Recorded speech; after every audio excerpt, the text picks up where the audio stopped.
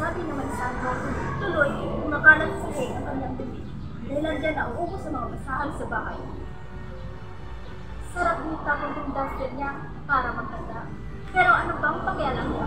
Meron pa siya nagkaroon ng pakit. Ikaw, Ligaya, basta ka naman. Isip ko na yung ba ang palayasin ng nanay? Palayasin niya ang nanay ko sa bahay. Nanay ko? Wala nga palang nanay. Siya lang nahiluwal sa akin. Pero minisin din siya ng isa. Nagpaparamdam naman yung kapag nagkakamali ako eh. Sabi na magpapita ng pagmamahal, hubong, sabunot, at binibigyan ang patuloy. Yung buhay ko, ako ang nagsisilbi sa kanila. Kailan ko kaya maranasan ang aking pagpili ng salita? Hindi na pala mangyari.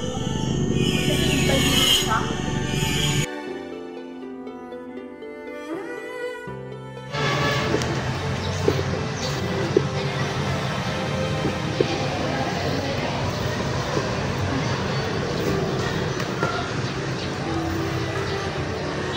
Klaseng buhay ba ang pinasok ko? Walang katuturan naman pala ang pantasyang puro romansa. Live happily ever after? Masaya ba ako? Masaya ba ako nung kinasal kami? Halos nakalimutan ko na nga kung kailan ako pinipilit. Bawat segundo, nabigatan sa aking loob ang nag-aaral. Itong pulong to, hindi ko pa makalimut ang regalo ko sa kanya ng nakaraang kaarawan niya. Halos masayang-masaya ako dahil bagay ito sa kanya. Natuno ang pagdududa ko sa kanya noon dahil nasilayan ko ang mga ngiti sa kanyang labi. Nung nagkita kami, sinabihan ko siya masuotin niya ito sa aming anibersaryo. Oo, sinuot nga niya pero iba naman ang kapiling niya nung buong magdamag ako nag-ikay sa kanya. At hindi nila nasira ang pagkain o handa ako sa kanya sa aming anibersaryo. Atya, kailan ko ba hinangad ang buhay nito? Ilang beses mo nang pinagsabihan na mainhen at kalmado, hindi pa rin natuto. Umuwi ka ng maaga kasi yung anak mo ganito, ganyan, pero anong ginawa? Walwal dito, walwal doon. Pero sino ba naman ako, no? Sino ba naman ako para diktahan ang ginagawa niya? Sino ba naman ako sa buhay nila? Asawa lang naman ako ng kapatid niya. Kung makaasta siya sa bahay ko, parang bahay din niya. Nagpapakasasa siya sa buhay dalaga. Nakalimutan na sigurong may batang naghihintay sa kanya sa tuwing aalis siya. Lahat ng pera niya? Sa alak at pantapa lang ng mukha na pupunta.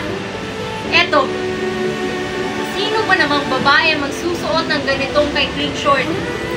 Marangal ba na babae ang magsusuot ng ganitong kaikling sanuman? Papunta lang sa tindahan at palengke? Eh hindi nga malabhan ang sariling panloob?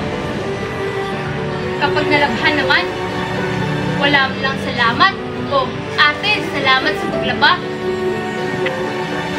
Ako palagi ang naghihirap, pati sa responsibilidad sa anak niya, ako pa rin.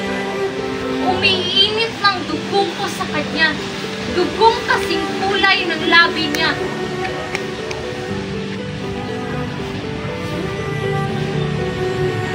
Ikaw, Ligaya, kamusta ang kikutungo mo sa kapatid ng asawa mo? Diba dyan din namumugad yung babae niyan? Dinig ko, rinahanan kong makaasta parang may pinapalamon sa inyo. Nagulinan ng ina, pero batang ina. Tinalikuran ng responsibilidad. Sa pagkakaalam ko, nagpapa-under ka sa bayaw mo. Nakakapagod magbait-baitan at makisalamuha sa mga taong hindi masikmura ang kakapalan ng mukha.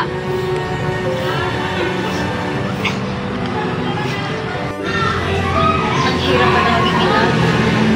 Akala mo, ibigay mo ng lahat, naitulong mo ng lahat sa kanya at lalaki siya isang mabuting bata at tutulungan ka sa lahat ng bagay.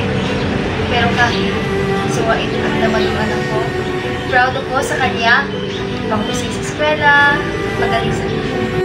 Ligaya, kumusta na ba anak mo? Lumaki ba siya gaya ng inaasahan mo? Magandang bata, kaya lang, bakit nagpa-disgrasya? Akala ko ba matalino anak mo? Nangarap ko na magandang buhay para sa kanya.